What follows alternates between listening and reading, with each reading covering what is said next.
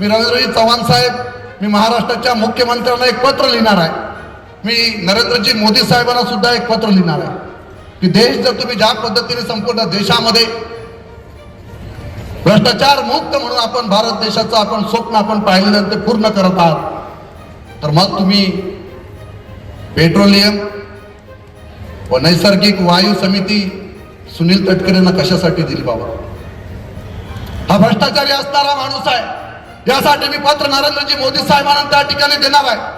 ज्यावेळेस या समितीवर सुनील तटकरे या ठिकाणी बसले, संपूर्ण रायगड जिल्ह्यातील असणाऱ्या सगळ्या पेट्रोलियम कंपन्यांना बोलून घेऊन त्या ठिकाणी त्यांच्याशी त्या पद्धतीने पैसा काढण्याचं काम त्यांनी सुरू केलेलं आहे.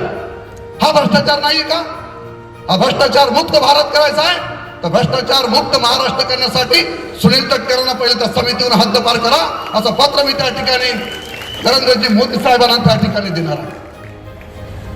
आम्ही ज्या पद्धतीचं काम आम्ही संपूर्ण मतदारसंघामध्ये उभं केलंय, प्रसंगी आम्ही वेळ पडला तर संघटनेसाठी त्यावेळेस आमच्या जमिनी सुद्धा विकलेल्या आहेत. आम्ही संघटनेशी पाहिजे आहोत. हा भगवा खांद्यावर घातलेला आहे, हा भगवा अंगामध्ये परिधान केलेला आहे, भगवाचा शिपाई म्हणून मी काम करत आहे. वंदनीय बाळासाहेबांच्या विचारांचा आम्ही शिवसैनिक आहोत. अशा पद्धतीची भाषा आम्ही खपून घेतली जाणार नाही.